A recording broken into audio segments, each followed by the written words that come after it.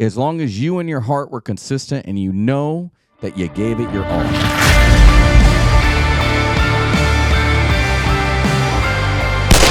Welcome to 45 on the Hour podcast. I'm your host, Colt 45, and typically we're here with the Dark Knight, Mr. Eric Medina, but he's not feeling too well, so we're wishing him well from Dreamland because he's probably sleeping right now.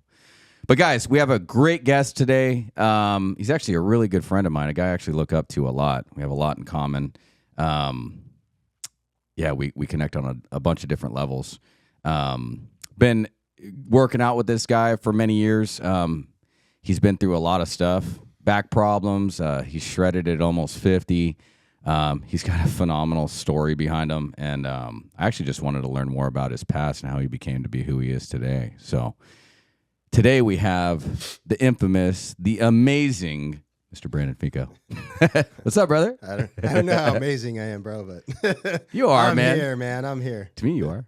So I look up to you. brother. You know, Brandon's here, and we were talking off mic for a little bit, and we were talking about all kinds of shit. We were talking about, man, you kind of threw me off when you had the mercury thing. Like, I'm like, wait, you got mercury? What?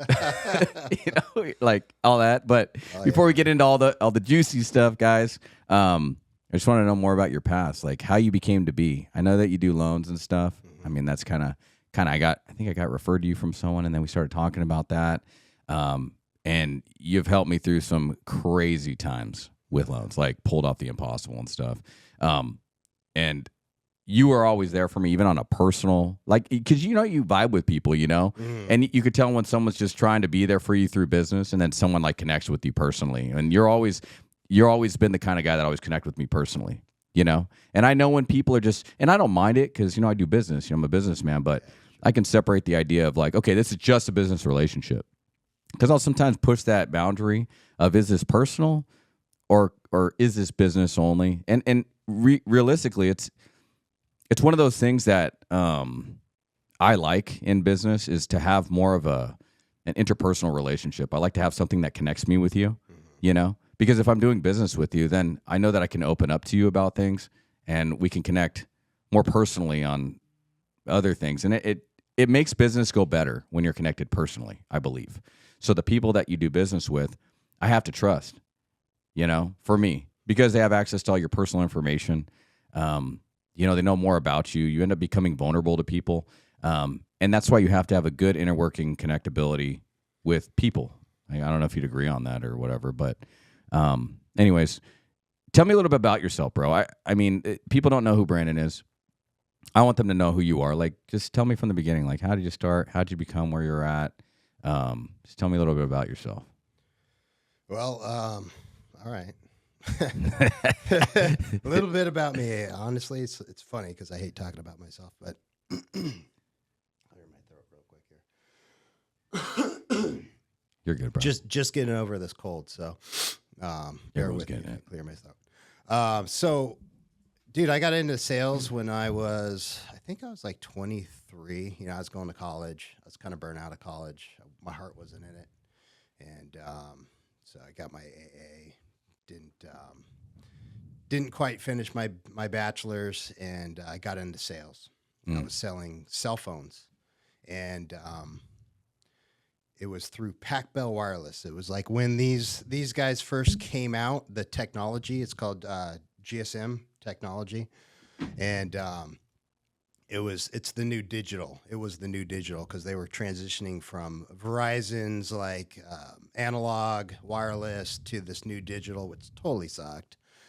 It was, the technology was there, but it was super spotty because it was so brand new. Like, it didn't work almost anywhere. And a buddy of mine was a manager, and he's like, hey, why don't you, sell these phones with us?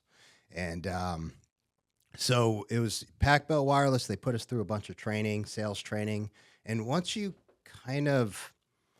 go through, you learn knowledge, you learn things, you learn how to do sales, you learn how to like start thinking for yourselves. Like, I always kind of thought when I went to school, I'd just kind of work for the man. I'd have some corporate job. And then all of a sudden I get this sales training, and you start reading things like Think and Grow Rich, and it just expands your mind. And all of a sudden it was like, I can never work for anybody anymore. Even though it was kind of technically, it was an outside sales job. So I was just, I didn't go into an office. I, I, I was still working for somebody, but I was working for myself. Whatever money I brought in, it was the money I make. So my efforts told me how much I was worth, not somebody else telling me, I'm going to pay you a salary. You're going to be here and I'm going to pay you $20 an hour, $40 an hour, or whatever it is. So, that's kind of what got me on my sales journey. And I did that for a few years. And then that kind of ended. Things changed in the industry and I got out and I went into, I was actually struggling trying to figure out what I wanted to do. And I had some friends that are realtors, and my sister actually was like, hey, I know these realtors and you might want to look into doing mortgage loans. And I was like, mortgage loans? Because I'm not really that guy, that social guy that's going to be taking people out, showing homes, stuff like that. But I'm more an analytical, logical thinker. And so I started looking into that, which I had to get my real estate license for anyways to do that. So I ended up getting a real estate license. You have to have a real estate license to sell loans? You do, yeah. That's crazy. So back in the day, you had to, there is something called Department of Corporations, which you don't have to have a real estate license, but most like any broker out there, you're going to have a real estate license. And then back then, that's all I needed was a real estate license. So after 2 years of having my real estate license, I told myself I'm going to get my broker's license. And I just made that commitment, not for any real reason. So getting your broker's license means you can run your own company. So I just had my broker's license after 2 years. I was jumping through different companies, different brokerages, learning the business. And, at that time I had a baby on the way. And so that was kind of my motivation. Like I got to really, make this work. I got this little, you got to figure it out. I got to figure it out. I got a little girl on the way. I wasn't with her mom. And, so, I had to figure out a way to make money, and I knew I wouldn't be with the mom, wouldn't have that normal family environment, which I never recommend doing things that way, but that's the way I did it. It's just the way it happened. And so I had to figure out a way I could be at home too. And that's why that's kind of what led me into mortgages. I'm So go back to so you had your daughter, right? And then were you still with the mom? No. So you're a single dad. So I was a single dad. Yeah. So she was pregnant. We weren't, I knew her for like a month. Right. She got pregnant. That's how it was with my first. Yeah. Yeah. So it was kind of like, all right, let's get my shit together. Let's, but you manned up and you took your daughter. Absolutely. I mean, to me, there was no other option. It was like, I honestly, at the time, I didn't know if she was my daughter because her mom, I met her. So when we're going to go public with this, I guess. So when, well, whatever you want to say. Yeah. I mean, whatever. It is what it is. When I was getting my license, a buddy of mine, I had to make money. A buddy of mine came to me and said, hey, I'm doing these bachelor parties. With these girls, and we need a driver, basically like a guy that's going to watch over the girls, like a security guy, kind of. Yeah, handle the money, make sure the guys aren't out of hand. If they do get a hand, put them in their place, kind of things like that. So, so he took me on a couple jobs and showed me the ropes and connected me with a girl, and I did that for like, I don't know, maybe like 6-7 months. Right. And so that's how I met my daughter's mother. Nice. Yeah, I don't know if you knew that. I had no idea, Brandon. So you're like a security, yeah, they called it a driver. A driver. Yeah, it's like the name. Yeah. I've heard of that. Yeah, I pick them up, drive them around, and so I mean, it was interesting, definitely interesting. I almost got the shit kicked out of me a couple times. Jesus. Had like 100 dudes chasing me once. Holy crap! And you had to run away. I took the girl and I'm just kidding. I would have ran too. I was like, dude. So I took the girl. I put her we were at a hotel and there was a security guard. I'm like, take her back in this room. And then like literally had like 50 dudes starting to chase me. I'm like, all right, I better run, dude. Otherwise, I'm gonna get killed. Jesus. So, yeah. So like, I'm kind of interested because we had something similar. Like my first daughter's mom, I was just lost, bro, from the core. I got out. I was just trying to figure it out, man. I didn't have a lot of money saved. I was like living with my grandma off and on. Like I was bouncing around, couch surfing, and then some chick just literally drove up in front of like my, I was 22, I was like, hey, what's up, girl? And she was saying, hey, how you doing? And she asked me to, hang out with her. And I hung out with her for like 2 weeks. Similar situation. Didn't hear from her for almost 9 months. And then all of a sudden, boom. Hey, 2 weeks before she was going to have the baby. Hey, you're a dad and blah, blah, blah. I was like, who is this? I didn't even remember the name. She actually changed her name on me, which was kind of weird. And, so you didn't even know she was pregnant until I had no idea. Yeah. And then daughter. the crazy part is then she had the baby. Right. Yeah. And, I was really confused at the time. I had 2 broken arms when my daughter was born. And, I got in a motorcycle accident, dirt bike accident.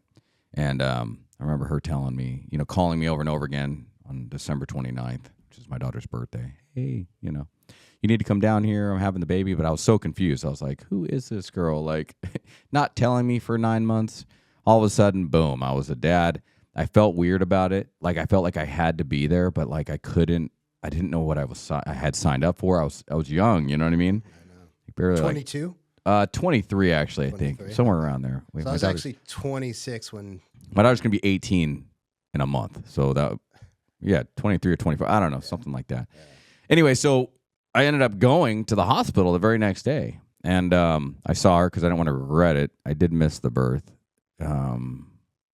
And yeah, I regretted not ever going, but I didn't have a paternity test, I had nothing. I started manning up, started seeing my daughter. And I said, you know what? Maybe I should just be in this little girl's life no matter what. I'm going to do a paternity test. I did it. Came back. She was more mine than her mom. She was like 99.2% mine, and her mom's, it was like 87.4. It was weird. And I was like, what the heck? And then weird thing happened, a few months later, the mom ended up, moving away and gave me all her rights. Wow. And here I am, 24 years old, whatever, at the time, and I'm a dad. I had no money. I was living with my grandma. I had my aunts help me out. I was struggling. I worked during the day. I worked at night. I worked night shifts for the Sunset Tower Hotel, which is another crazy story that we'll do a podcast on. We'll talk about celebrities in the air that you just the things you just don't hear about that I saw. Anyways, but I worked and got very minimal sleep. And then honestly, when you get home, like I have this little girl laying next to me that I'm raising, changing her diaper. It's all worth it now. Yeah. But I mean, I was a clusterfuck, bro. Yeah. If I tell my oldest daughter this all the time because she's my toughest. She's the one that like me and you connected on the most because you've set me straight on her and helping her grow. Which actually, by the way, she's come a long way awesome. Since we had that last conversation. It's great to hear, man. But yeah, man, she's come a long way. Forgot my point. But yeah, I tell her all the time that because of her, I'm still here, and it's her. It's the reason why I'm still here. Because if it wasn't her, because I always talk to people about your why. Mm-hmm. If you know your why, then it's easy to figure out the how. Like how you say, like, man, how am I going to do that, bro? That seems so impossible. There's no way I'm going to do that. Blah blah blah. Well, if you have your why figured out, like what's your why for you? Maybe today it's your wife. Mm-hmm. You know what I'm saying, or something. For sure. And for me, it's my kids. Yeah. So every day I wake up, it's like, well, damn, how am I going to get all these million tasks and impossible things done today? How am I supposed to work out when I'm sore? How am I supposed to keep to my disciplines? How am I supposed to? Well, I got my why. Mm-hmm. Yep, it's on here, and it's on my phone. So whenever I'm curious about my why, it's right there. I always love to see you and your kids, man, on your posts and stuff, dude. Thanks, bro. Yeah, that's who I am, and so I try to post, and that's what I always preach to people is that, your Instagram, your Facebook, all these things is just it's your resume to the world, Like, that's who you really are. That's your authentic self. Like, be exactly who you are. Don't be this flashy person that's just trying to propose something that you're just not, This is exactly who I am. The person that you see on there is me. How I'm talking is me. And honestly, I don't care if anyone likes me or not. I don't care if anyone follows me or not. Like, I do that for myself because it's about putting out the effort. The effort out is more important than the effort that you get back. And that's what I deliver to my girls. It's all about how much you do for everybody else. Do more, always give more. When the world's turning against you and people don't want to give you as much, give more. Anyways, yeah, so I raised her solo, off and on with help from my aunts and stuff like that. But I did the best that I could, man. But I tell her every day that if it wasn't for her, man, I would be dead for sure. Yeah. For sure. I was a maniac. I was crazy. I was drinking all the time, just didn't want to slow down, man. But I couldn't. And I think that's something that like military guys relate to and first responders and people that have been through like severe traumas. Like sometimes you have this weird, I almost want to say it's like a weird heartbeat. Like it's like your heart doesn't stop beating fast. It's just always like boom, boom, boom, boom. Like you got to go. It's like some sort of unnatural energy that's built up through your your trauma, that you've been through, all the shit you've been through. And those guys and girls, typically can take on more. We can take on more. The people that have been through the most trauma are the most resilient, believe it or not. And the crazy part is we don't know it. We don't know it until we're faced with extreme adversity. Like pray for adversity. I tell people all the time, pray for despair, pray for problems, because those things allow us to grow. And but there's a difference between chaos and issues at hand, and adversity. There's a difference between that. Wouldn't you agree? 1,000,000%. I mean, like you said, you are not growing as a human if life is just perfect. I mean, why do you think so many of these millionaire children are pieces of shits? I mean, I'm sure there's good ones out there. I don't know a bunch, but it's just like if everything's handed to you on a silver platter at all times, it's like, how are you supposed to be a better person? You don't totally, experience any controversy. Yeah, because you can't appreciate it, right? Exactly. Yeah, you just expect it.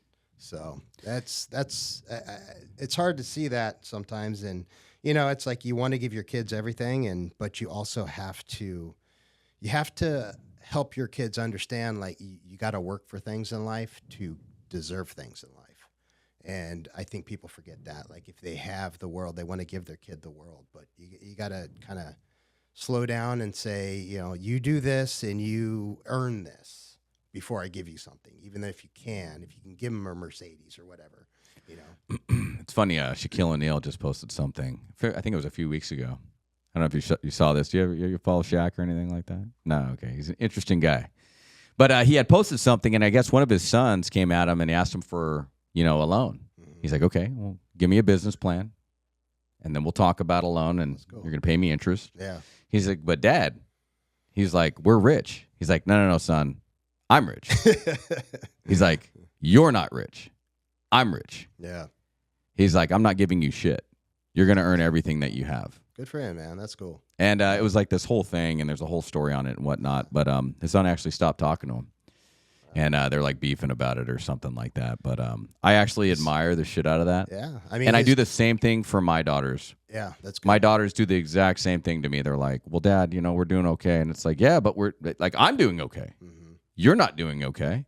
Well, Dad, we have these things going on in our lives, and we're rebuilding our house right now and stuff like that. That. And they're like, those are trying times. So I was like, yeah, but I got through it. You know what I'm saying? Yeah. But what obviously, and they always take this whole thing, because I always I grew up Italian, so it's like in Italians it's always what's mine is yours. Italians are always giving, like, hey, you want to come to my house is yours, you're my family. I'm half Italian, so I only got given half the stuff. Yeah. I'm like 80-something% maybe Italian. I'm not going to toot my horn. I'm not 100%, but I'm enough to make it matter. I'm not yeah. I took from my grandma's side, and then I got some native and stuff like that in me. But yeah, so I always teach my daughters that you got to work for it. Yeah. I make them wash the car. Like I wait, and it's so funny, because I'll tell the dads out there, that have kids, especially like a dad that's raising all girls, which a lot of people don't understand how hard it is. That's crazy for a single male to raise three girls. Yeah, seriously insane. Because you're taking, the reason why I do this also is to benefit my kids, because I came from a world where emotions weren't allowed. In my family, growing up, my dad was the most emotional, obviously, because he ended up transitioning into a female. Yeah. Who would have known? But my mom wasn't very emotional. You know, she had a hard time. Like she would say, I love you, but she would not like really say it on her own. Like she was very, I wouldn't use the word like manly. She was just strong, you know, like firm, you know, like disciplined, like same thing. Boom, bedtime this time. Like, boom, get up at this time. Like, you know, we can't bitch out. We got to get up. Let's do this. Let's go. Boom, boom, boom. It was like all, you know, there was never any real like long talks about things. I never had talks about serious things with my mom. Like it was almost like, I wouldn't say it wasn't allowed. It just wasn't, the opportunities never arose, you know, like how I would be with my daughters. Like, hey, how are you doing? How's your day going? Yeah. You okay? You doing okay? You know, hey, what's going on? Like my mom she was never like that with me, you know, unless she saw like a problem, then she would address the problem, but she would wait for the problem to happen. And for me, I don't wait for the problems. I'm always like intrusive. What are you looking at on your TV? Like, what's on your phone? Let me see your phone. What's going on with you? And I feel like they don't like that, but they like it. It's like one of those. They do. It's like a Hertz donut. Yeah, you know what a Hertz donut is? They secretively want to know that you care, you know, even though they make it seem like they don't want you to. Correct. Yeah. Yeah, and they do. They want to know that you care. They want to know that you love them, you know, and I think that's one of the most rewarding things is raising 3 daughters because it's literally the impossible, you know, and I really, honestly, at this time, I don't have any help from anybody. I do it solo, you know, and it's not even just being present with them. It's, I have to show good character to them. I have to show them that I'm a good man, and it's different for a man raising boys and a man raising girls, because a man raising a boy, you want to make sure your son doesn't go to prison, right? That's the ultimate goal. You want to make sure that he does well and he treats women right, and that's about it. But there's still like a weird, you know, buffer between that, you know, like you're more inclined to like rooting for your son on certain things than you are on your daughter on rooting for her on certain things. And so with my daughters, I have to show them a man that I want them to find. Exactly. I have to show them a man that I want them to emulate in a way that they respect. And I have to show them that through my actions, because if I go off and be a fucktard and go screw off and, you know, do whatever, you know. That's who they're going to look for when they grow up. They're going to look for that guy. Exactly. And then they're going to get hurt. Yeah. You know. And the guy that I was in my earlier years, like, I don't want them finding that guy. Yeah, me neither. You know, and I want them to find the guy that's there, that's supportive, that listens to them, that cooks for them. Like everything that I do, you know, I cook a lot for them. I talk to them. I sit with them. I actually sit with them. I have a schedule in my phone to go sit on my daughter's beds and just sit with them. That's cool. They get annoyed. Why are you in here? What are you doing? I just want to see how your day's going. What are you doing? Are you okay? I love you. You know I love you, right? And then my oldest daughter won't say it. She will not say I love you. It like bothers her, like cringes her. God, Dad, get out of my face. You know? You just keep making her, man. Dude. But I don't care, because at the end of the day, like it's all about what they know. Like, it's their comfort zone. They know that I'm going to be in there. They know that I'm available. They know that I'm giving my heart to them. They know that I'm cooking for them. They know that they can count on me. All these things give them reassurance and security. It's the things you do. It's not what you say. Correct. And they see that. Yeah, actions. Always. Yeah. Actions alleviate everything. You can say whatever you want to say, and if you're doing the exact opposite, nothing you say matters, bro. All I know is that action alleviates anxiety. Yeah. And if you think about that in a way that you want to help yourself, like because a lot of people struggle with anxiety, just think about when you have anxiety, or you're going to have it, or you're thinking too far into the future, which you shouldn't, you know, worry about the same thing twice. But just know that, like, action alleviates anxiety. And so it's the same thing when you're giving that to somebody. So if I'm actively listening, I'm actively doing things for them. My daughter, my oldest one, suffers from anxiety, like heavily, to the point where it, like, what's that? My daughter did too. Yeah, to where it cripples her. Yeah, same thing.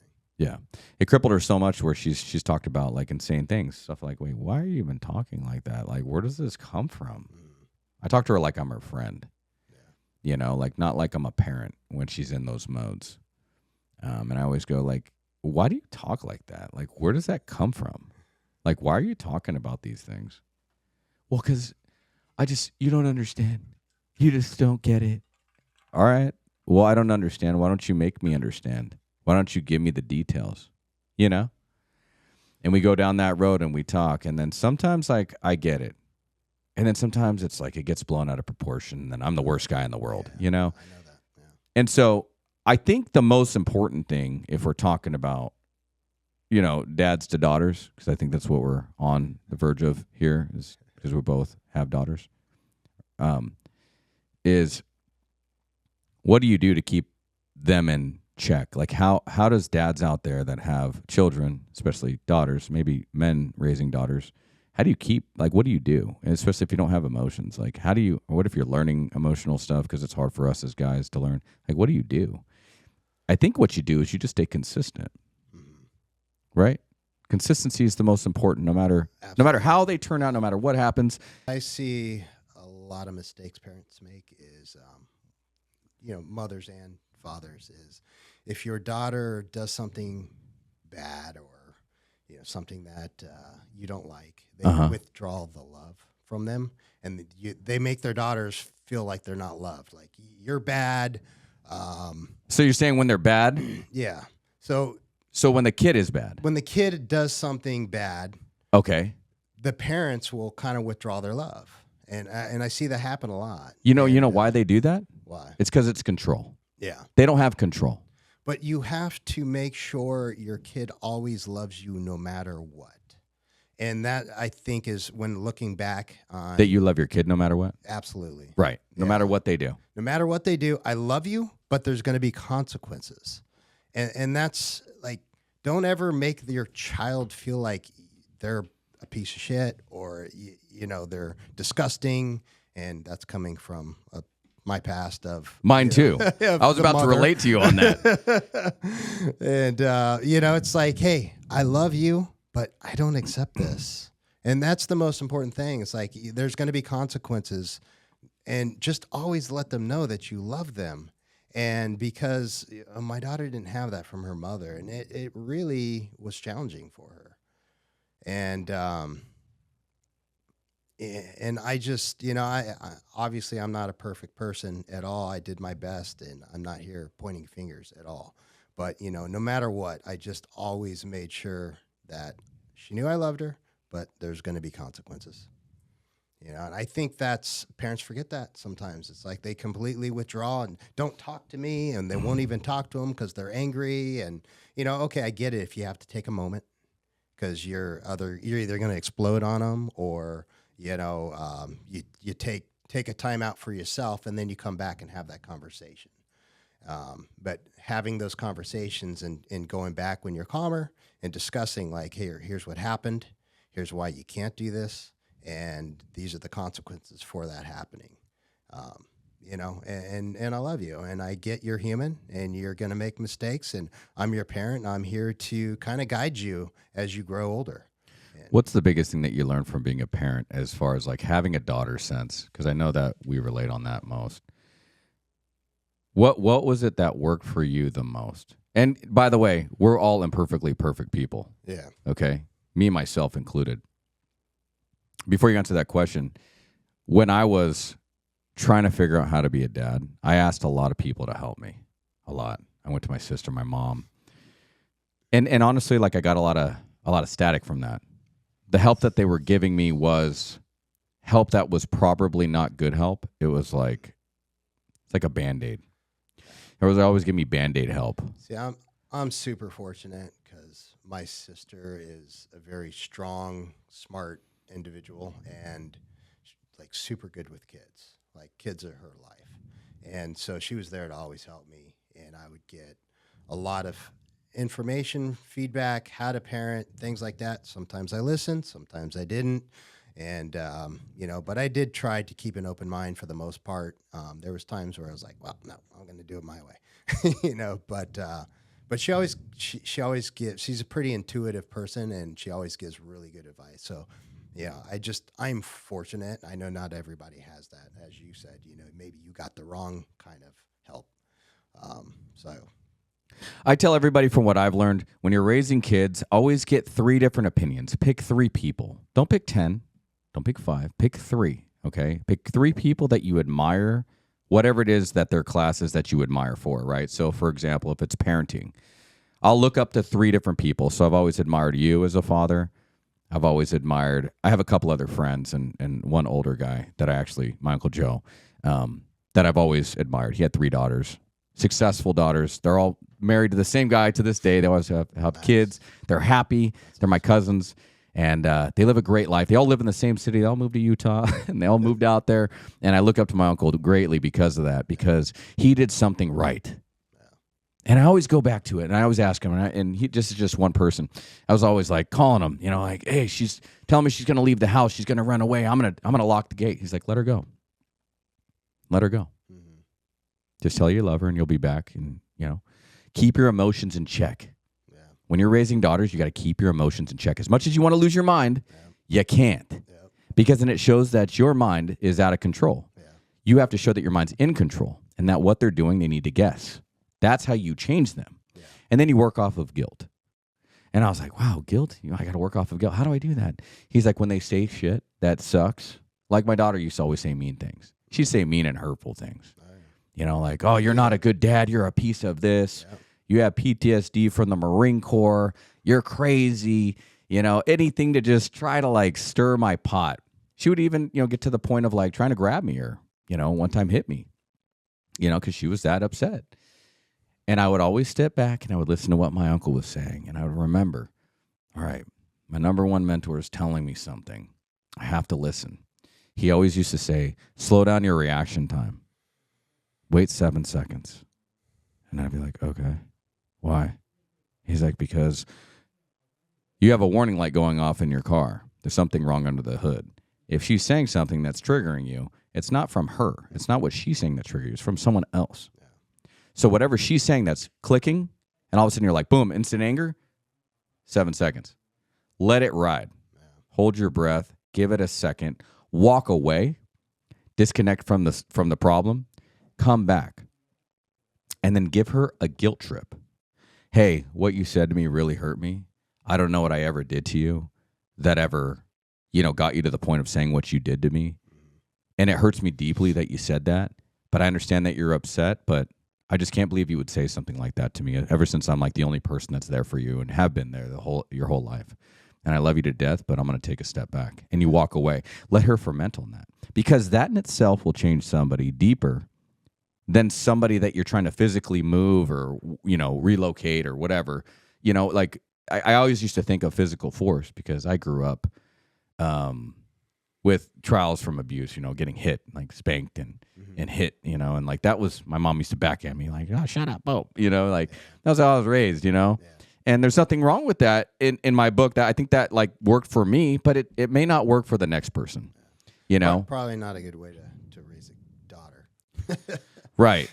Yeah. And I never got in stuff like that with my daughter, but I did physically like pick her up several times and try to put her in her room. Yeah. Sometimes they get out of control. And it does because you're trying to set a boundary, and you're trying to establish some sort of level of strength. I got to a point with my oldest daughter that I decided to tell her, I said, you know what? And we talked about this, me and you, on several occasions. I said, you know what?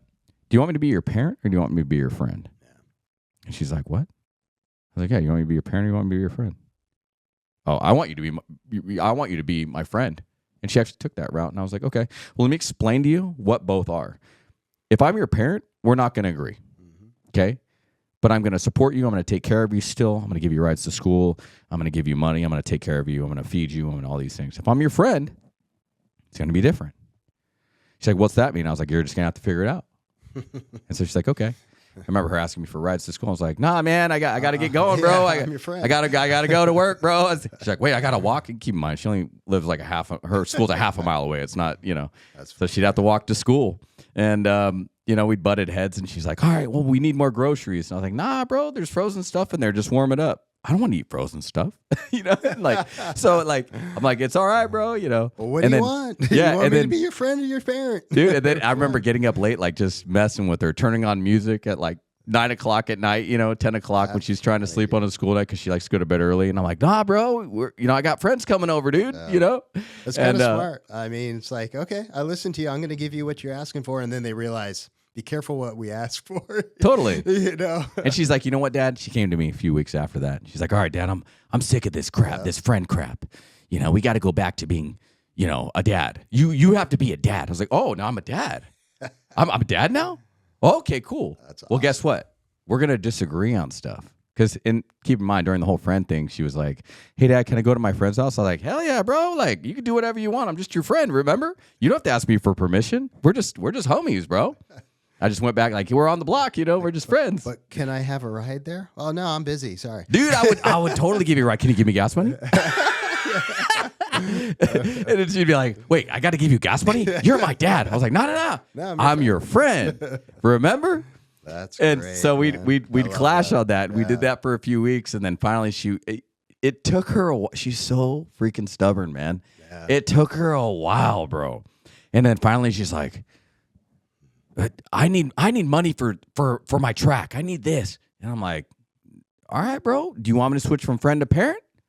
Bro. I was talking to her like that just to be funny, Yeah. And she's like, yeah. She's like, yeah, fine. Forget it. Whatever. Whatever. Parent, whatever. You just got to pay for my track stuff. I was like, all right, but we're not going to agree on things. But I still love you.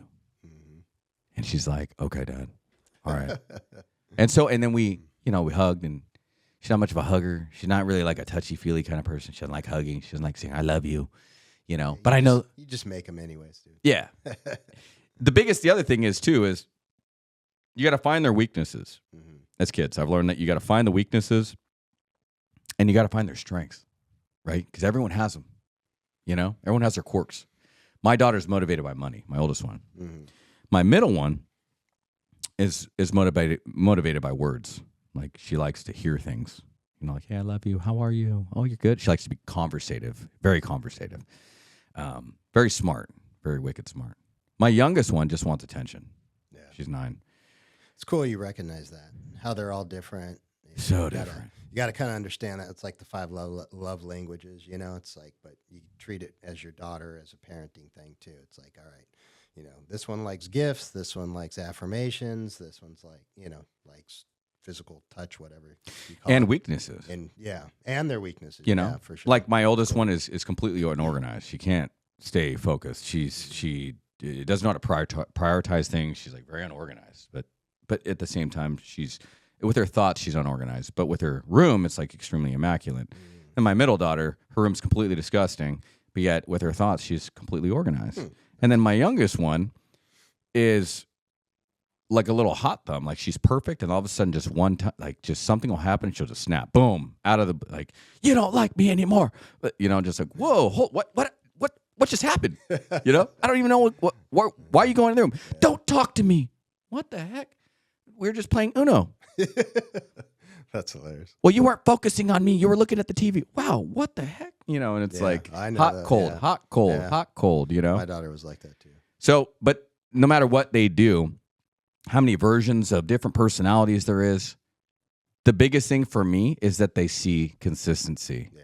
I'm home every night. I create structure. Yeah. I take their iPad when it gets too late. I tell them I love them before bed. I check on them. I make sure that they're fed. I ask them if they're fed. I ask them if they need stuff. I check their phones. I make sure that I sit with them. I make sure that I have to individually coordinate time for each of them, depending on how much time I actually spend. So my youngest one comes to me on the weekends. I spend a little bit more time with her, but I always try to get the girls together. And that's the hardest part, especially since I have 3 different moms. Yeah. I was married twice. That's crazy. Yeah. And they're all from different, so when they're all together. None of the moms are involved in your daughter's lives? No, they are. Oh, okay. Yeah, they are, except for the youngest ones. The youngest. Yeah. Or the oldest, I'm sorry. The oldest. I'm sorry, the oldest. Yeah. But the other 2 are they're good moms. Okay. Yeah, they're really good. Yeah. And but obviously they live in different areas, so it's hard. But I always made sure one thing that, something that I know that they're going to appreciate, and I hope that they hear this message one day. And they go back on these podcasts because they'll be virtually forever or virtually alive forever. And they're like, wow, is that I always wanted to keep them together. Yeah. No matter what. Like, I want to keep them together. I don't want them to split apart and have one mom move away. I want to always get them raised to where they can grow up together and they're all sisters. And I always tell them that. You guys may be half sisters, but you guys are sisters. Like, I don't even look at the half word, because I have a brother that I call a brother, and I mean it, real brother. But we didn't come from the same womb or the same father. Mm-hmm. We're completely, we were literally a month apart. That shouldn't matter. Right, but I see it differently. I see family differently, and I see people that are there. People that are there for you are there for you because they want to be. And they're also the people that aren't going to tell you what you want to hear. They're going to tell you the things that you need to hear. You know what I'm saying? And I tell my daughters that all the time. I make sure that they know that I'm here because I choose to be here. I choose it every day. I choose to be a dad every day. Yeah. I choose to not be a fucktard every day. Yeah. I choose to wake up in the morning and show you guys the best version of me every single day. I choose all these things. I don't have to choose these things. So remember that when you're going through life and you're going through other things where you see different people that are unstable and whatnot, like I'm always going to be the stable person in your life. I'm going to be that rock. And that's what I made a pact to myself. That's what I'm doing. That's what I'm giving my life to. So that day that I had all that anxiety stuff, and remember I was talking about that over the years, and I was having real crazy thoughts. 37, I was considering suicide. It's crazy thoughts, man. I couldn't control my brain. It wasn't like I wanted to. I was just taking medication from the VA, and anxiety was taking over me because of my daughters and business. Things were just not right, you know. It was a lot of this COVID stuff in 2020, and there's just too much going on, you know. And I thought I was invincible because my parents taught me that. You know, my parents never showed emotion. And then it finally hit me. And I had something crack, and something cracked in me. And I actually couldn't move on. I couldn't move on because I couldn't find purpose. But my daughters were my purpose. I just needed someone to ask me what my why was. But I still couldn't move on. I was still too smart for that. So I decided there's two things, and this is what I always tell guys and ladies, you know, if you're in that realm where you don't have a need or a feeling to go on, and you need to find something. Like, what's the reasoning to continue? And the reason to continue has to be one of two things. You either think of like living a purposeful life, right? Or you have to be an offering. Those are the two things. So either one of those, anyone can deal with. But if you're purposeful and you figure out your why and your how and all that stuff, sometimes that works for people. And people are like, okay, yeah, I got over it and I feel better. Some people can't. So if you can't live for anybody else, then live to be an offering for somebody else. So that's what I do. And then obviously, you know, I got more religious, and I believe in God. So I got into, you know, living through purposeful actions now, which helps me. But being the offering, I think, is what helped me the most, because in my mind, everything that I've ever done is always for other people. It's never been for myself. Yeah. The only thing that I actually do for myself now is this podcast. The podcast actually is for me. It's not just for you, though. It's not. Yeah. But you're helping yourself by helping others too. Exactly. Yeah. Well, hurt people hurt people. Yeah. So I think that if you're someone that's hurt, like I'm always going to be perfectly imperfect. You know what I'm saying? That's what my church says. We're human, bro. But I think that we're not here to be perfect. We're not. Yeah. Otherwise, you're God. Correct. Yeah. Right. And that's why we humble ourselves every day. Right. Yeah. But that's why I created this podcast. I created this podcast because I needed a way to be the offering. And if I'm the offering to help other people heal, then I end up return healing myself. Yeah. So I think that's what I want to show my daughters. You know, it's kind of crazy. It just kind of brings something to mind is, you know, we live in this age of all this social media stuff, and people make mistakes, and then, you know, all these people attack them, go back, and you said this or you said that, and they end up getting canceled. And it's like, you know what, man? When did it become not acceptable to make a mistake and maybe even learn from that mistake and become a better person from making those mistakes?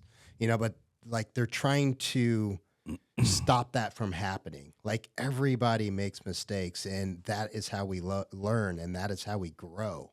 And without making those mistakes, it's like, how are you supposed to grow and be a better person? And so it's like we have to get back to a world where it's like mistakes are okay to make. It's okay, because if you're not making mistakes, you're sitting at home by yourself doing nothing, not talking to anybody. And we gotta make sure we're putting ourselves out there and doing the best we can. And by doing that, it's sometimes you are gonna flop and maybe make bad decisions, but you got to come back, and you always have to learn from those decisions and say, you know what, I didn't like the way that made me feel. I think I'm going to make a better decision in the future. You know, but if you don't know the way those decisions made you feel, or your actions made you feel, how are you supposed to know you don't want to be that way? I like that. That's interesting. I think that our emotions shape and change our lives in every single direction we go at. I think the deeper the emotion, the harder the connection. That's what I believe. So like that's kind of like maybe the reason why you're here. You know, that's one of the reasons why you're here. You know, it's because we have like a connection. You know, through our daughters. Well, and there's that big similarity. It's like neither of us had to step up and become fathers. Like you could have said, "Oh, I'm sorry, you're pregnant. You know, good luck," which I know a lot of guys who have done that. I think that's sad. Like I couldn't imagine not being a father in my daughter's life and missing out on that. Like that just, I mean, seriously, it makes me so sad thinking about that. And it's sad that the guys that choose that in their life, but I mean, I guess that's their journey, no judgment, but I just feel like you're missing something massively. You know, being a father made me a million times better person. You know, as you said, you know, in your 20s before you had your kids, you were doing all the wrong things, as I was as well. You know, I was out there partying, drinking a lot, you know, partying from Thursday to Sunday, you know, looking for the next woman I can hook up with. Well, girl back then. And, you know, that was like, my life was just built on that. And I literally had to, when I had my daughter, I had to get rid of the guys I was hanging out with because they were total womanizers, you know, and just didn't have any respect towards women. And here I am raising this little girl, and I have to be the example. I have to be, as you said, I have to be the man I want her to marry one day. And so that's when my journey started, man. It's like, how do I be this better person? Because I'm this lost little boy. How do I become a man? And, you know, it just, there was a lot of growth from that. And just by being a father changed my world, man. My daughter was the best thing that's ever happened to me. And you know, I talked to her in the past, as my daughter is in the past, which she is. As you know, I lost her 2 years ago. And, yeah, due to fentanyl. Yeah, it's a big problem. And, you know, I don't know. I'm still trying to figure out what I can do with that because I would love to, you know, as we had the veteran charity Operation Jump 22, after I lost her, we kind of all fizzled out of the passion behind OJ 22 and kind of moved on. And, you know, I'd love to figure out a way to do something with the fentanyl. I don't know what that'd be. You know, I mean, my goal would like, let's stop it from coming over these borders. And I think that's how it's coming. You know, open borders, it's coming over. I mean, based on the best of my knowledge that I could hear and see and read, you know, that seems to be the problem. So, you know, we do have to close these borders, you know, to protect our kids. Because if I was doing drugs 20 years ago, I wasn't risking my life as much as, you know, they are today. Just a couple, you know, wrong decisions can end your kid's life immediately. And yeah, you could look at it, well, you shouldn't be doing drugs, but we're all kids, man. We gotta go through that journey, and some of us are gonna, you know, do drugs and experiment. And if your parent tells you not to do something, you know, that means your kid's gonna do it because they always want to be rebels for some reason. I don't know why we're dipshits like that when we're young, but we are. You know, I was too. I didn't really get into drugs, thank God, but it's scary out there. It's a scary world, you know, and things have to be done, and we just gotta figure out where the problems are and how we can solve them and keep moving forward. But I think that no matter what, dude, I know the kind of man you are, and I think that there's just some things that are out of our hands, you know. And I don't know. I've said to you on a different podcast that we were on before, and I've said to you even personally, you know, that like I don't know what you went through, and I know that like we had a conversation about my daughter, and I was like button heads, and I remember I said this on the last podcast, but I was talking to you, and you were like, I was like, yeah, man, I'm just not going to talk to her right now. I'm just going to ignore it and this and that, and you're like, absolutely not.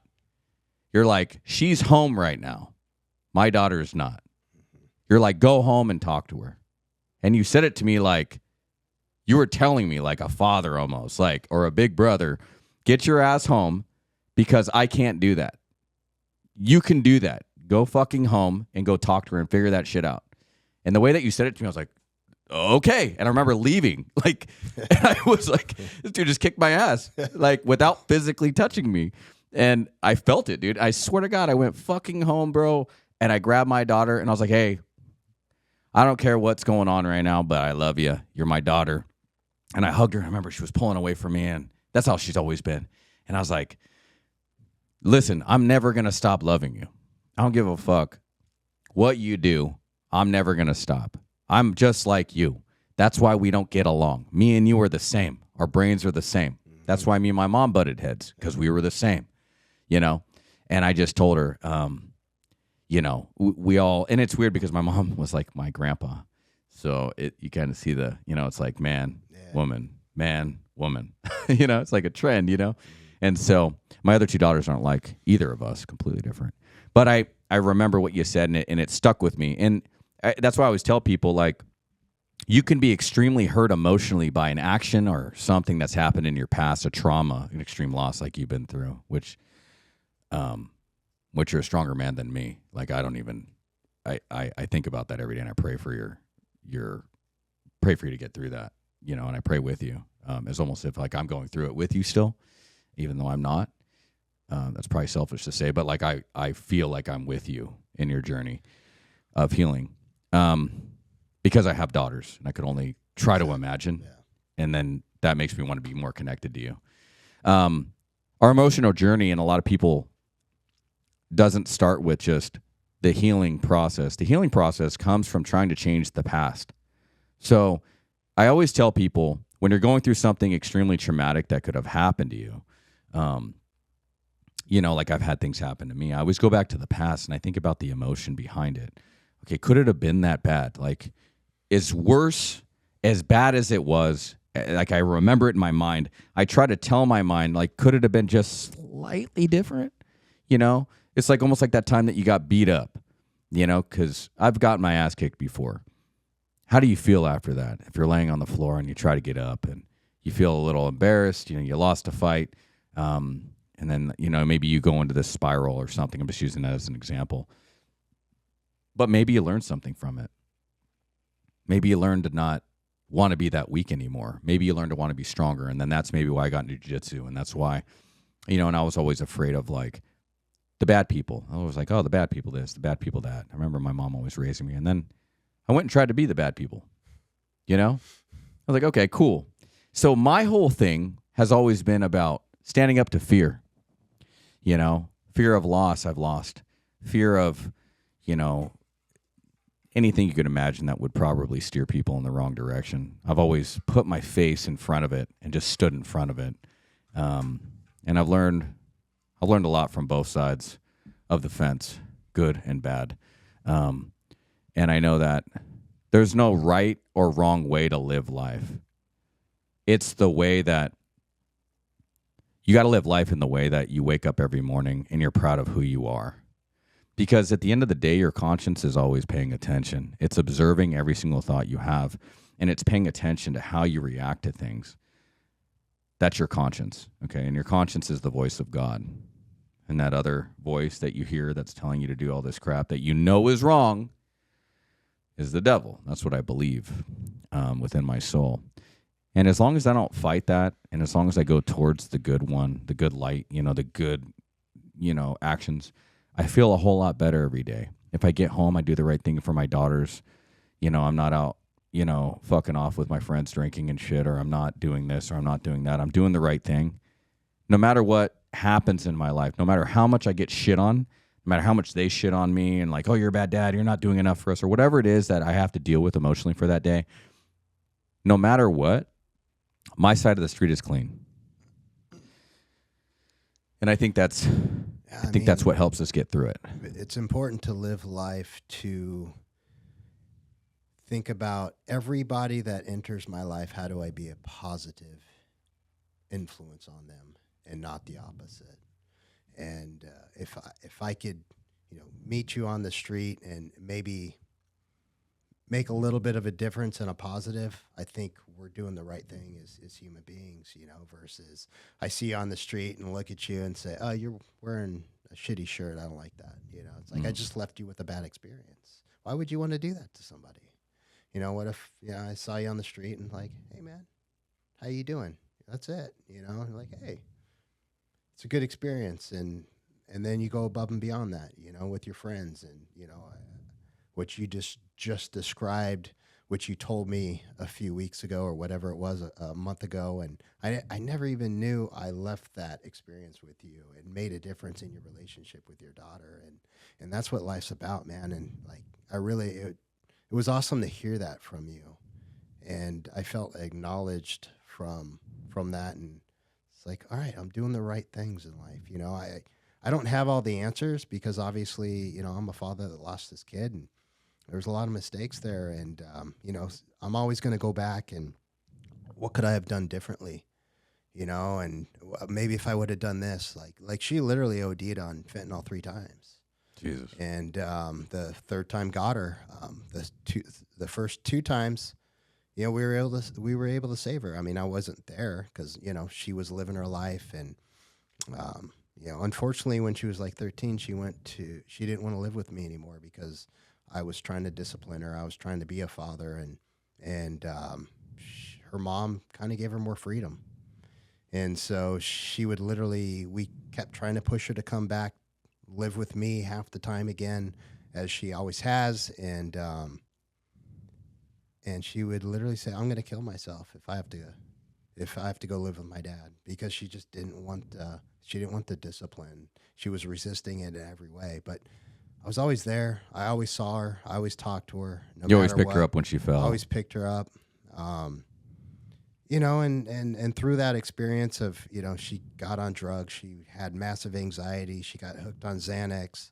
She was smoking weed and all that kind of stuff. And, I was trying to do everything I could to stop her from doing that. And, there was times we put her in like detox facilities. She would get kicked out.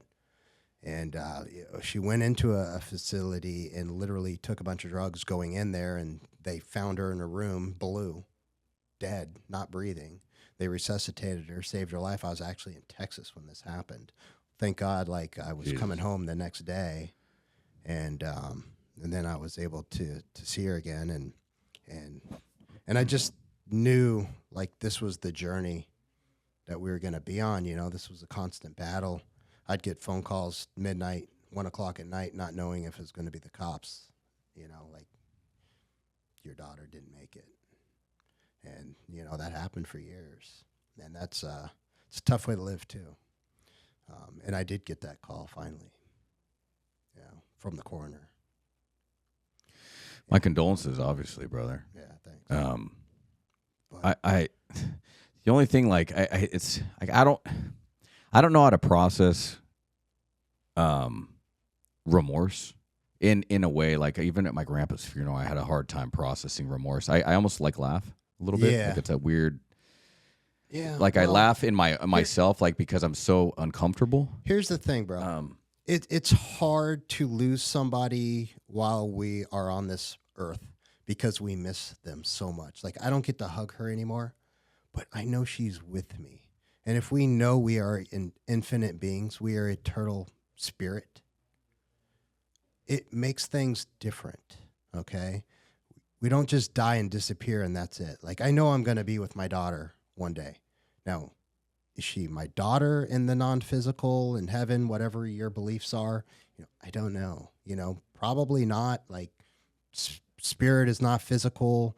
I don't even think in the non-physical, I'm probably not man or woman or anything. I'm some kind of energy being, which, by being human, we live in a dualistic world. So we have to have women, men, every opposite, good, evil, whatever.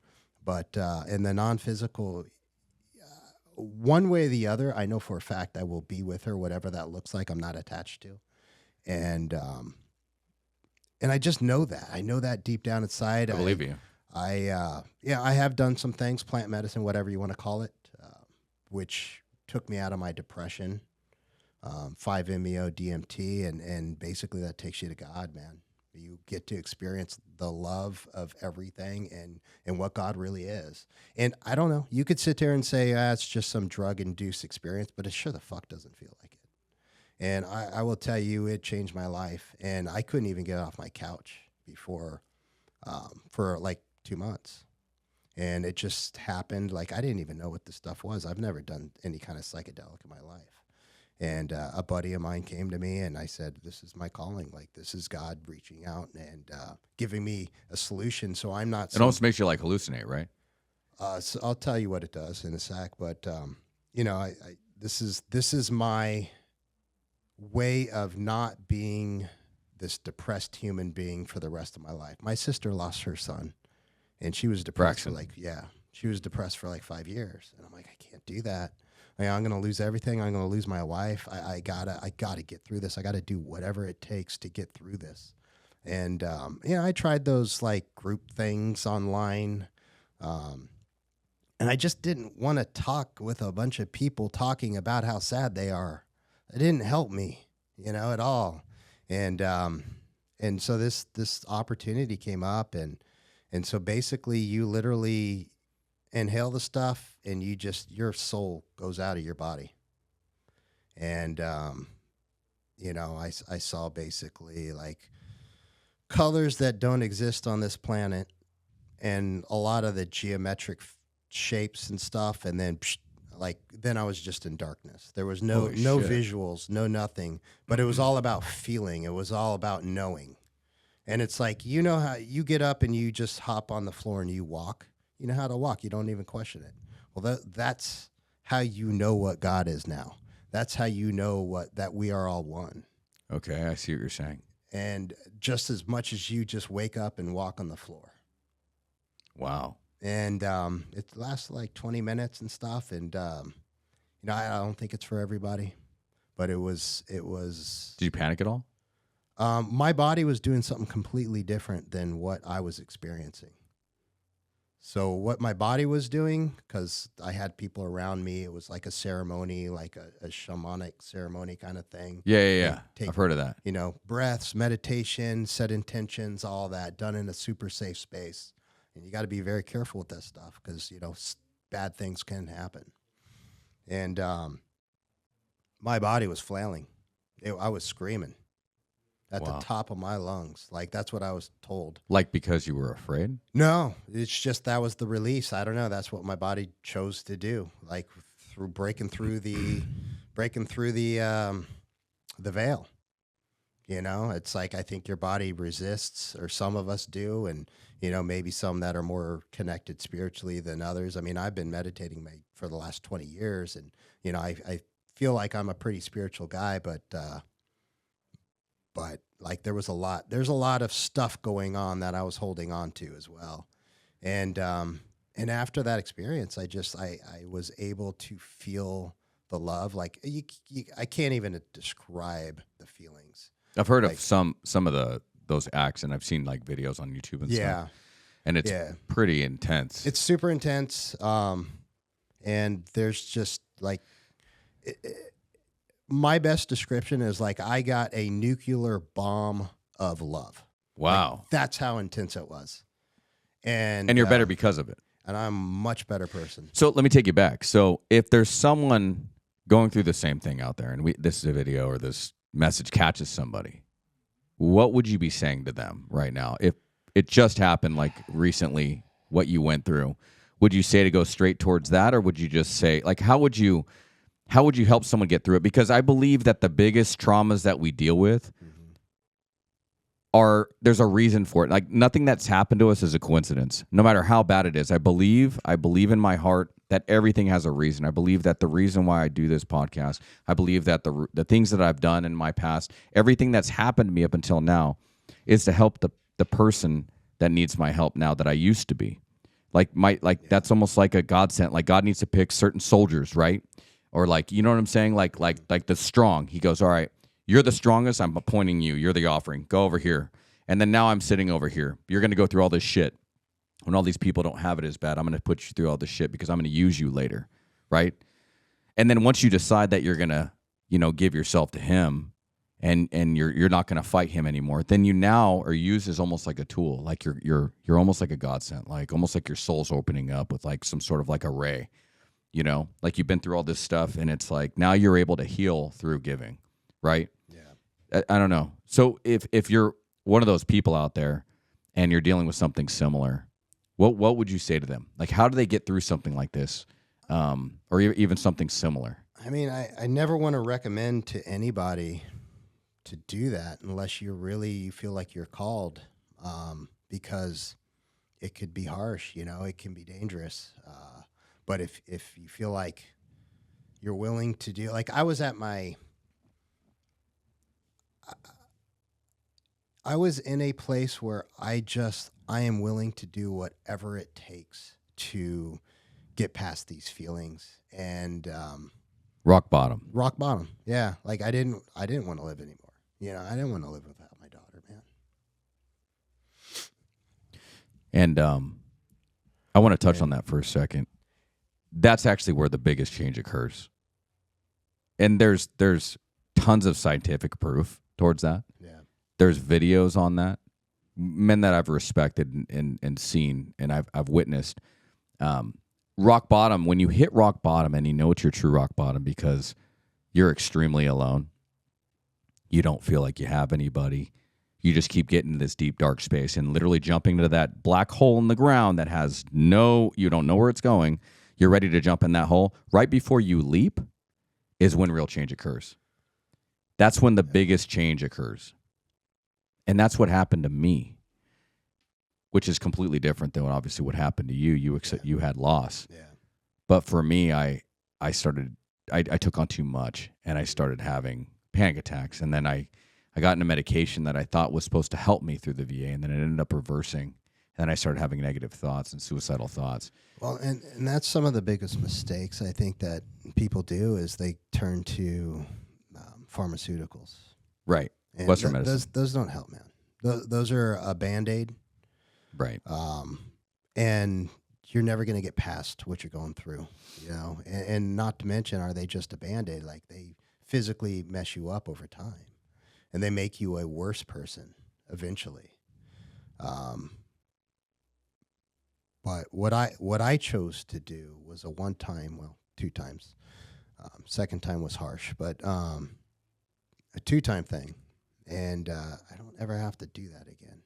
How do you feel today because of it? Did that really like took you from a level of? I'm a completely different person. Good.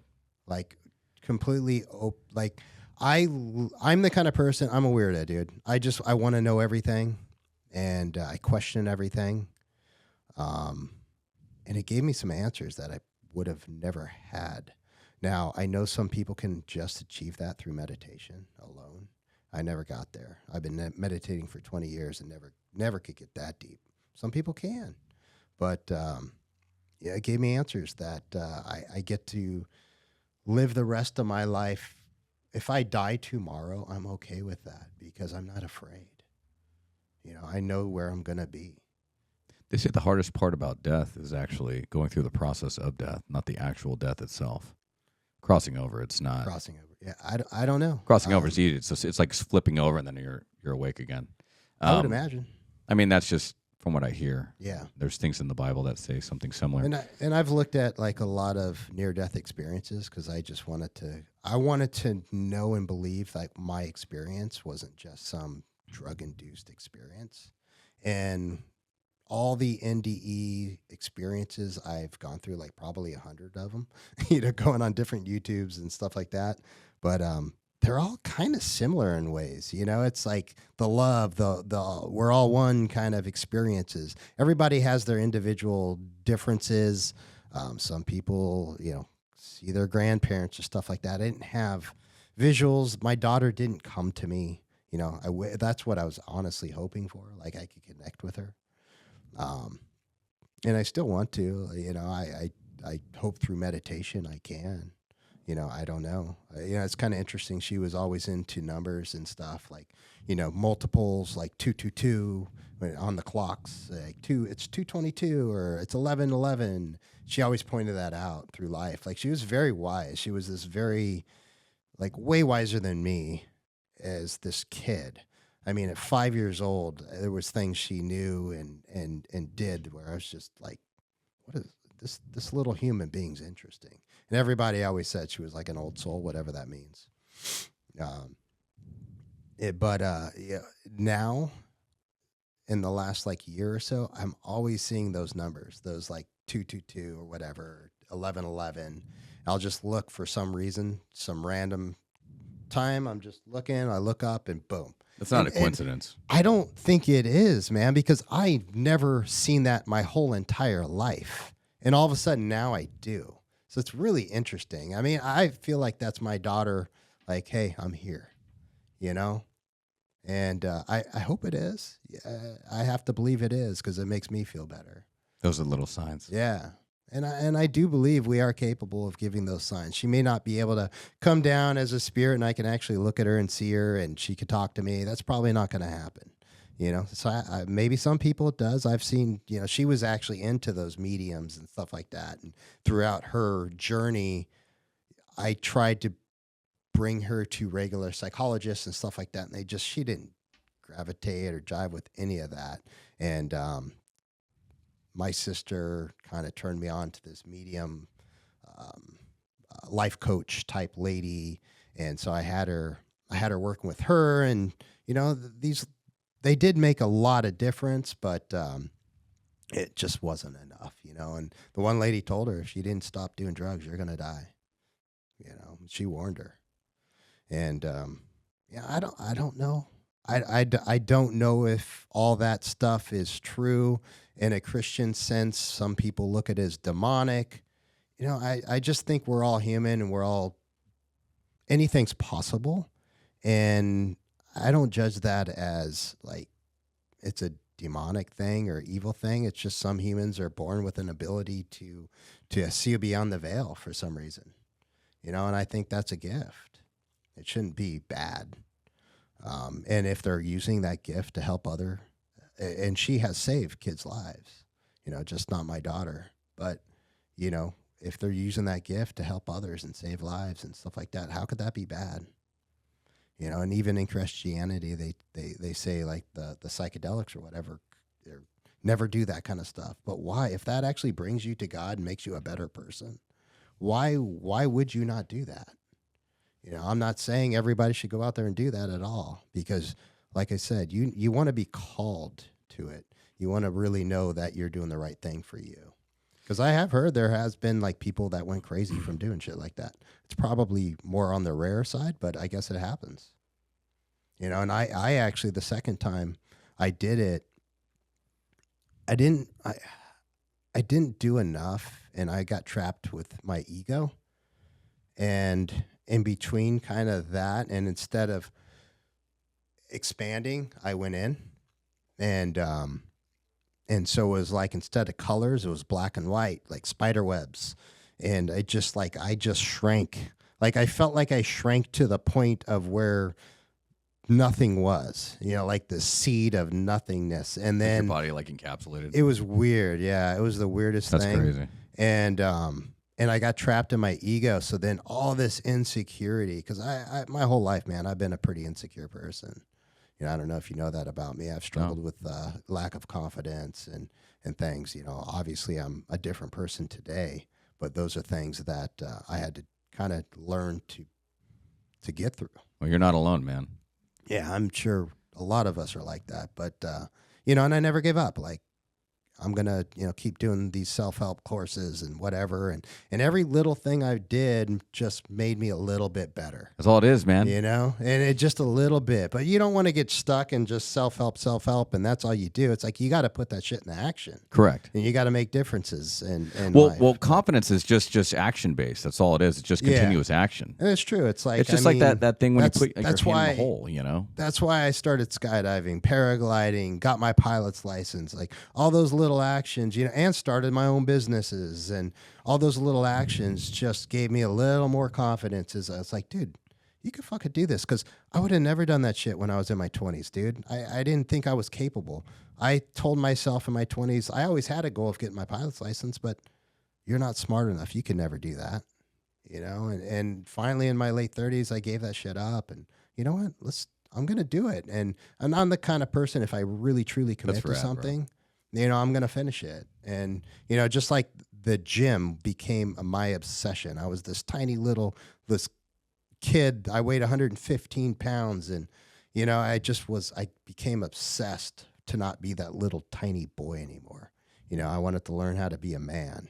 And yeah, I came as an insecurity, but that insecurity also turned into a lot of positive. Kept me from being an alcoholic. All the partying we used to do, it's like, no, I'm not drinking these days, and because my fitness is the most important. There's, and then as you get older, you realize, hey, it's not all about this physical, even though the physical is important to be like, feel good physically. Right. But, now it's like, okay, I work out for my brain too. And always learning new things and expanding. But to go back to the last experience I had, when I was trapped in my ego and shown all this insecurity, like really brought it to the surface. And then afterwards, like I had several days of massive anxiety, which I've never, ever knew what that was like. And it was so painful where I got to see how my daughter felt and understand where she was in life and understand, like, fuck, man, if I was to feel this way every day, I wouldn't want to live either. Because she, all in all, obviously she didn't really care about life because she'd never stopped. If she really was like, I got this life to fulfill and I'm going to get off drugs and stuff, that would have, she would have hit a rock bottom and made that happen. But she just wasn't there yet, And, but I got to understand her, which is a massive gift, because I would have never in my life understood what it felt like to be in that situation. So that was like the other thing. Like, you don't always get what you think you need. You get actually, you don't always get what you think you want. You get what you need. Right. And that's the interesting thing is, about those experiences. It's like, it really, the first time it gave me this gift of knowing what God was, knowing that, we're all one. And then the second time it gave me the gift of understanding my daughter even more deeply and understanding and not feel angry at her anymore. Cause I was angry. I was like, why would you continue to take these drugs and do this stuff? Like, okay, I get it. You were trying everything you could to numb this and deal with it.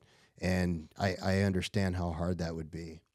And like, what a profound gift to actually have that. And if you tell me that's bad or wrong, like, dude, I don't know. I'm sorry. I just don't agree with that. To this day, bro, I think that anxiety was my gift. Yeah. I used to think that it was the worst thing that ever happened to me, but now I think that it's my gift. And I'm reluctant to say, I'm actually thankful to say that I haven't had an anxiety or a panic attack in over a year and some change.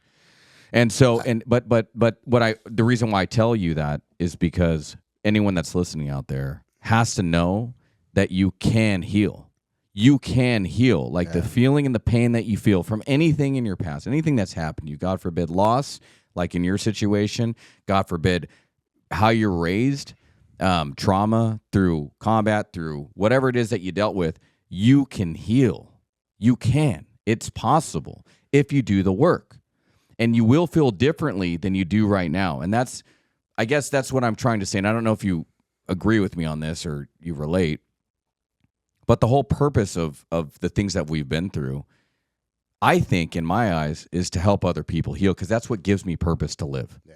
So if I can help somebody else heal and understand that I relate to you, because I can't talk to someone that I can't relate to on something. Yeah. Right. So like, it'd be like me saying that, oh, I understand what you went through. I don't, because I've never been through that. I don't want you to understand that. I understand that. Yeah, no. And yeah, no, I get that. I guess my goal in life is to help guys like you not ever understand that. To make us the best version of ourselves as a father. And to make sure that we stood on our point. Exactly. And just like, we don't know if our kids, our best friends, anybody's going to be here tomorrow.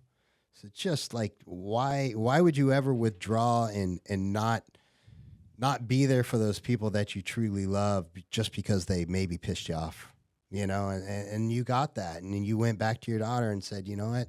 Yeah, you may not be here tomorrow. I may not be able to have this conversation. So what I do today is what's most important. Correct. Living moment by moment, day by day. Controlling your thoughts. Controlling your thoughts. I tell my daughters all the time, control the way that you're thinking.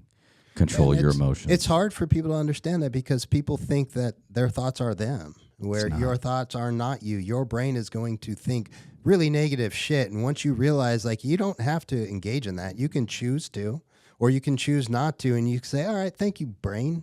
Thank you, drunk monkey, for just, doing what you're supposed to do. That's your way of surviving. That's all you're doing. You're just trying to help me survive. But this doesn't help me because I'm not being chased by a tiger and a lion or something.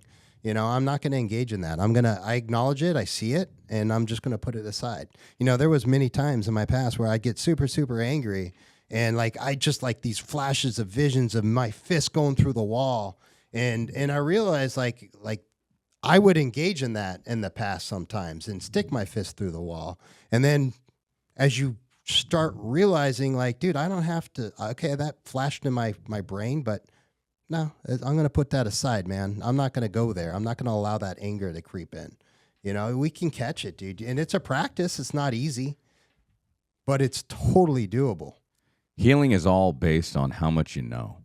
The more educated you are, the more that you hear it, the more that you listen to stuff like this, other people that have dealt with the same stuff, and try to get yourself to a place where you hear the same stuff. Eventually it clicks. Your thoughts can be controlled. I build up a wall between my thoughts. When I have negative thoughts penetrate, and I'm not immune to it. When they start penetrating and I have this thought, I instantly shut it out. And I'm telling you, the more that you do something, the more repetitive, just like confidence, the more repetitive you put yourself out there, like, okay, I got to go talk to this girl because I want a new relationship, but I'm afraid to talk to her because I'm afraid of rejection. If you put yourself out there and you do it the first time, the second time, the third time, eventually it becomes normal. Yeah. Just like riding a bike. The first time you get on a bike, you can't balance. How am I going to do this? Boom, you do it. You get used to it. First time you raise a daughter, this is hard. My first daughter is she is my guinea pig. She's my guinea pig. Yeah. I learned so much from her. And honestly, I didn't even become a father till she was almost 13, 14. I didn't really know what being a father was. My second daughter, had a little bit of 5 years, but I eventually started showing her from the first. And then now my mini is just, she doesn't really understand what they went through. But it's trial and error. Yeah. And because we don't know. So if you're out there and you're you've made all these mistakes and you just don't know what you're doing, you don't know if you did the right thing. None of us know. We all have some sort of, we have to learn by doing. We just have to learn by doing. There's really nothing else to say. We just have to commit action and just know that whatever you're doing, you're giving it your all. And as long as in your heart you're giving your all, that's all that matters. That's all that matters. If you know deep inside that you got 10% more to give and you're not giving it, then that's on you. That's what I would say. Yeah, I mean, it's tough because there's not a specific book. If I was going to bake a cake, I could read the ingredients, and if I follow those ingredients perfectly, I know exactly what I'm going to get in the end. That doesn't exist for human beings. I could read parenting books and things like that, but my daughter could be a completely different person, and I could try the things that book says to do, and it may totally not work.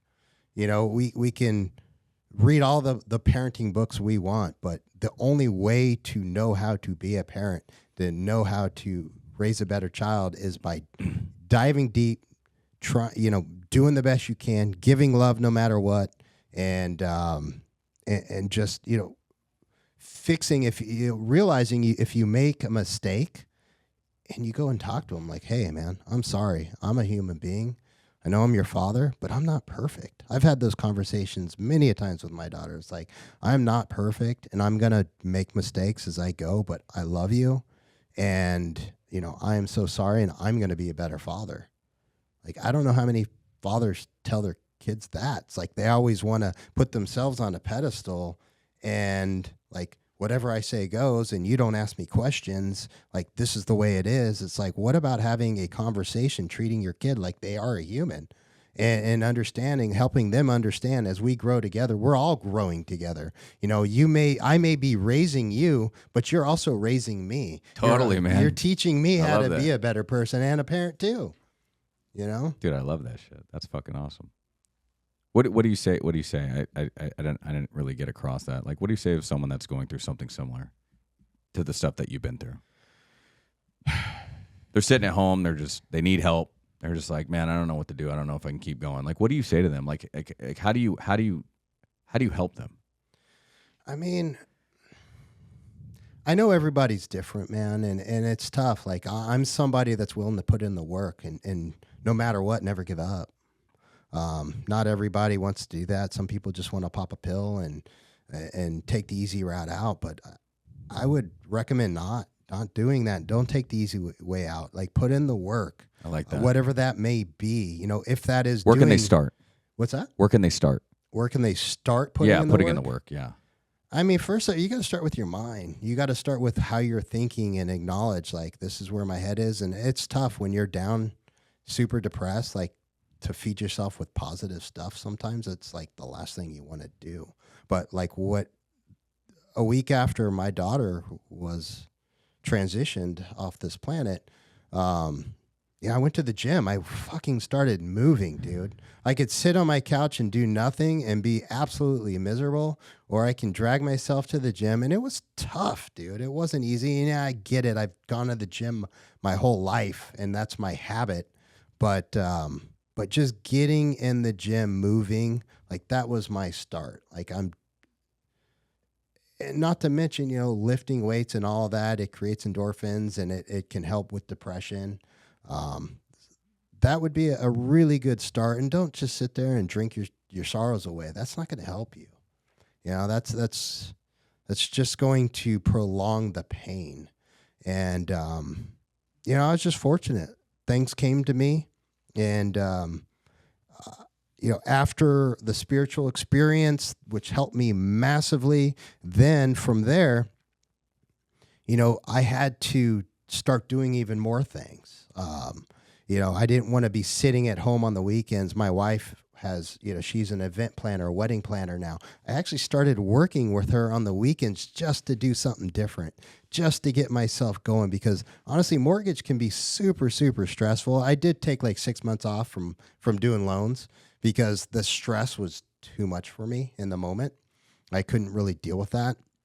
And, but I started like helping my wife out on the weekends and just staying busy. That helped a lot too. And meeting new people, different experiences. Obviously I got back into doing loans again in business. And then it became, okay, well, physically, what can I do? Let's optimize my hormones. Let's make sure my hormones aren't low because that can create massive depression. So that's what helped me was getting on TRT. Yeah. And I mean, that with like, I would have like really pretty much my whole life. I had this like really bad temper with myself. If I couldn't figure something out, if I was on my computer, I'd be like, fuck, what is wrong with this? My life would just look at me and like, dude, you're a dipshit, but I love you anyways, and as soon as I went on TRT, that disappeared. It was the craziest thing. And weird? I never would have expected that. It created this sense of calm and less confidence, less stress, less anxiety to throw you over the top.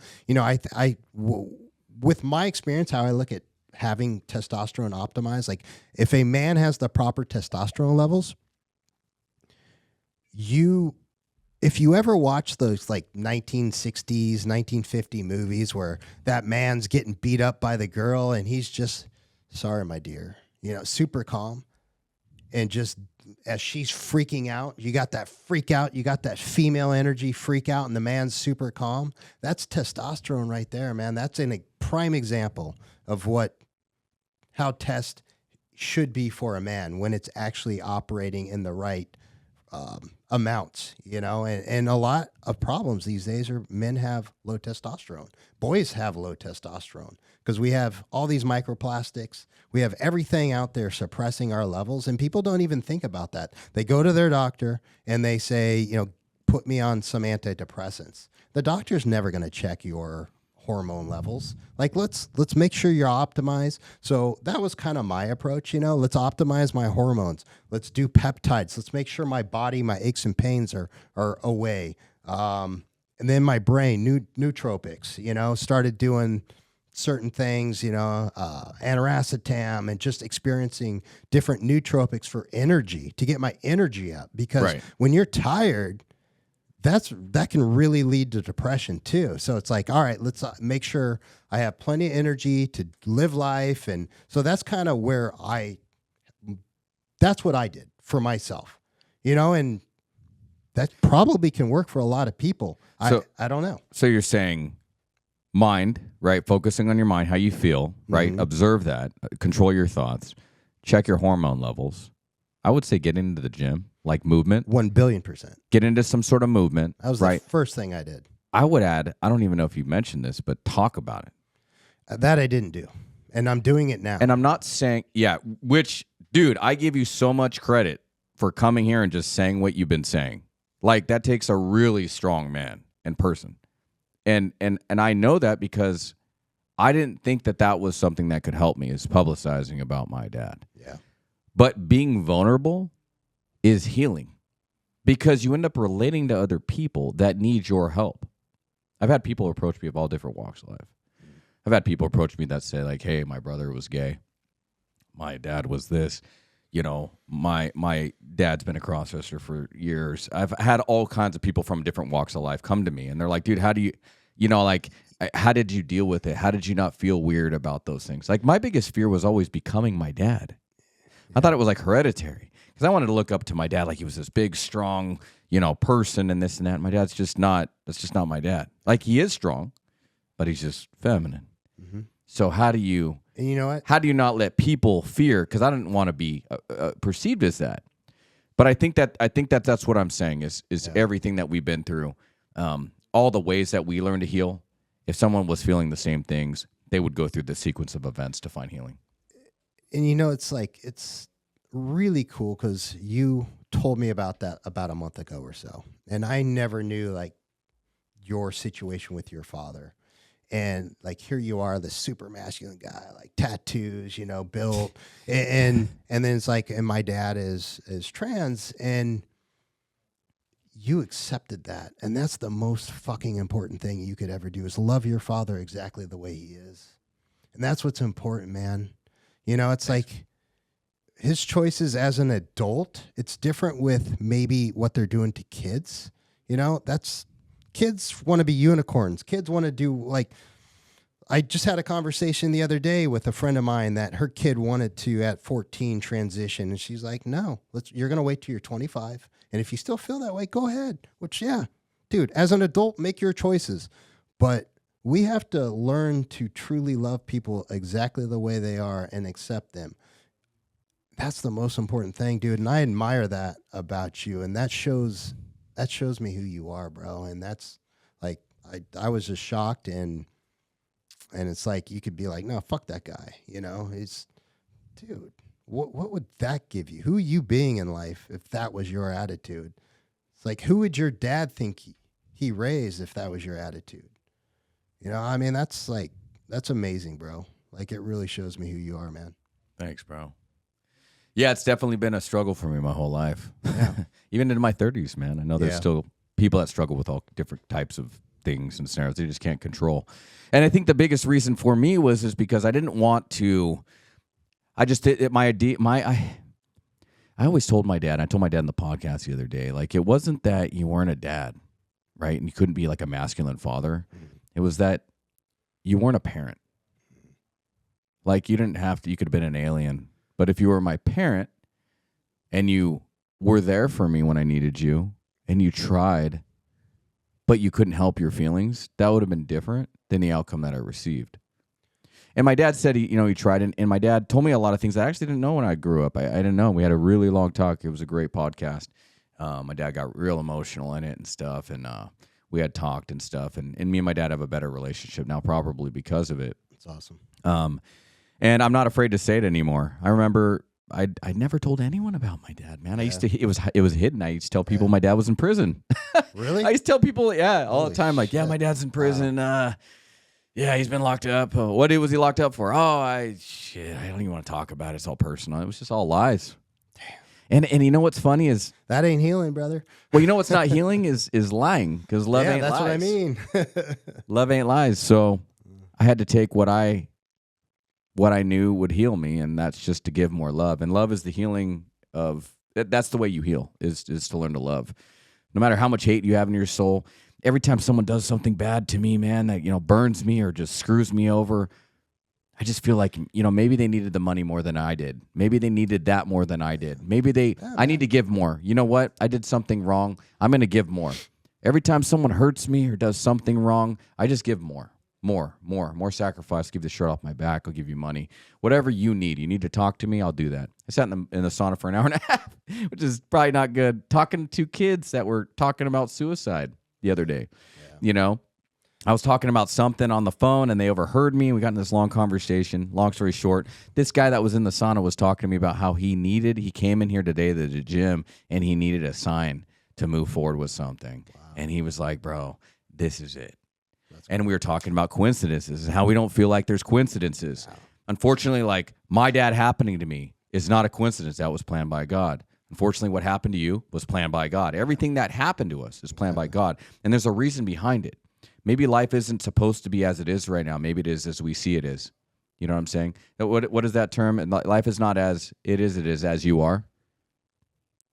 And so like I believe that like the things that happen to us are all a part of a plan that we don't know the journey, but it's already painted out for us. And the goal is to slowly change and make sure that we're observing the story in action and just living the story in the moment. And then as we're going through the journey, learning to heal through it and then to heal others. That's the goal. And I think that we're both on this path and we're both on this journey. And I'm just proud to even just be here with you, man. I think it's fucking a huge journey that we just accomplished today, just getting through this podcast. Hey, man, I appreciate you having me here, bro. For sure. I think we got through a lot of good points. I'm curious to see what you think about my dad's podcast. I want to hear I want to listen your thoughts. To that when you get a second, of course. So I'm like very intrigued, especially with what's going on in today's world. Obviously he was way beyond this. This happened a long time ago. Right. So it's not any kind of social construct on his behalf. It's just the way he is. He was born this way. He felt different about himself. I don't understand that. I'll never understand that. He talks about that all in the podcast. Yeah. I brought up all that stuff. I want to hear it. Yeah. Some crazy stuff I didn't even know. It's like, wow, since he was 5 years old. Cool. And I've had like gay friends and stuff. And I asked them like, hey, do you think you like chose to be gay? He's like, fuck no, man. Why would I choose to be gay? Like, it's hard. Like, why would I make this choice in life? But it's like, could you imagine like being born in your, like the way you feel about women? Could you imagine like feeling that about men and saying like, I'm not allowed to feel that way? That's fucked up. you know? I understand the analogy, but I think people can understand an analogy or a feeling because they've never been put in the position to where they needed to be understood for that. So a lot of people can't understand the whole transgender thing. And I've even had friends even in the past when they didn't know my secret, talking about, this and that and trannies and gay and all this stuff. And I'd laugh with them, even though deep inside I was offended. Yeah, I'm sure. Not offended, but just almost like they just don't understand. Kind of hurt. And, but then when I opened up about it, people were like, wow, this guy's been through all this shit, all these crazy things. Holy shit, man. Yeah. Really? Wow. Okay. Well, then maybe I should be open about it too and understand it. Yeah. The last thing you want to do is let people feel the need to not feel understood. It's really easy to judge if you've never been in somebody's shoes. Yeah. I know a lot of parents out there judged me, like dealing with my daughter. Well, he should have been a better dad. He shouldn't let her do that. It's like, dude, my daughter is not me. She is not attached to my arm. I don't get to make the decisions she gets to make. I could lock her in a room, throw her in a cage, and make sure she doesn't do anything, but you can't do that, unfortunately. And, would we want to? I did my best as a parent, and if you've never been in that situation and you're judging me, that's on you, man. I'm sorry. And I think that's selfish of somebody even to say, but we don't have control over what the world does. The world turns us into who we are outside of our parents. Our parents are there to guide us, but they can only do so much. They can only tell you so many times like, hey, I wouldn't do that if I were you. But all we can do is live by example, right? Because it's caught, not taught, and we can tell them till we're blue in the face. Unfortunately, though, it's always going to be the 5 people that you hang around the most are who you're going to be outside of your family. And unfortunately, you got to make sure you're doing what you can to set the example, and you're making sure within your best and your hardest and your most trying times that you make sure that the people that they hang around with know exactly who the fuck you are. Yeah. My middle daughter right now is going towards that path, and I can see it. And I always make sure that her friends know who I am. They know who I am. I make sure that the guys that are around know who I am. They'll know what I do if they hurt my daughter.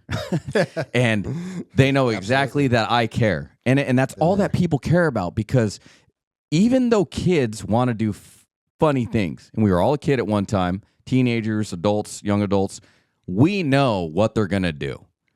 But if they know that there's a party there that cares, they're going to look at the other child a little bit different than the one that doesn't have a parent that cares. My daughter's friends, when I come around, they talk to me differently. They look at me differently. They act differently. They act differently even on the phone. They talk about me to her on the phone. Well, your dad's cool, blah, blah, blah. They know. They know that I'm serious. Oh, hey, Hunter, I don't think we should do that because I don't think your dad would like that. All those things shape that group. Yeah. And also get all the parents' phone numbers. I'm friends with all my daughter's friends. Yeah. And it's, it's mostly women, because the women majority of the time deal with the daughters and the families. Yeah. So I have all these daughters' moms' phone numbers, and I always tell them they rat on their daughters. I rat on my daughter with their daughter. Hey, your daughter was with my daughter at the mall. I saw what happened. Yep. They were around. There was that thing that happened. Okay, Yeah, man. I mean, it's tough when we're young and we make really stupid decisions. Like I had a kid with somebody I had really nothing in common with, completely different morals. And so then I had to raise this little girl with a woman that literally took her clothes off to make money. And here I am just trying to slough mortgage loans and help people and do the best thing I can and be a better me and all that. But dude, I did that to myself, and if I go back, like I wouldn't have had my daughter without her mom. So I am grateful for her mom, but my choices created a tough experience, which obviously is what I needed for me to be a better me. Because that's when I started becoming a better me by having this kid. And I was in a place where it's like, man, I want to quit partying. I'm over this, and I kept saying that. And all of a sudden I had a kid and I had to. Well, I didn't have to. I chose to. And, and then my daughter found out what her mom did at an early age, maybe like 6 or so. And just, it became really difficult, dude. And then, here I am overcompensating, trying to be the mom, be the dad, be the everything, example of perfection. And then her mom does the stuff she does. And then my daughter is torn in all these different directions of who do I want to be in life? And, she ended up following her mom's footsteps, and it's something I haven't really talked about much. She is on OnlyFans. I don't know if she's still on there or not. I'm not going to go look. And I used to get Instagram messages. Is this your daughter? From dudes. Like, thanks, buddy. Yeah, I know what she's doing and I get it. And I'm trying to, I've had many conversations with her to take this shit off online and get rid of it. And that's tough, dude. Being a father when your daughter's doing that stuff. And I mean, dude, I called the cops. She was doing stuff at 16. So guys were giving her money for her to send pictures at 16 years old. I called the cops. I had them try to scare her and say, you're going to go to jail if you do this stuff. Like my buddies see me PD. I'm like, bro, can you just help me out? Like, we got to scare the shit out of her. And then she's driving around on drugs, and I knew that without a license. Here's your license plate.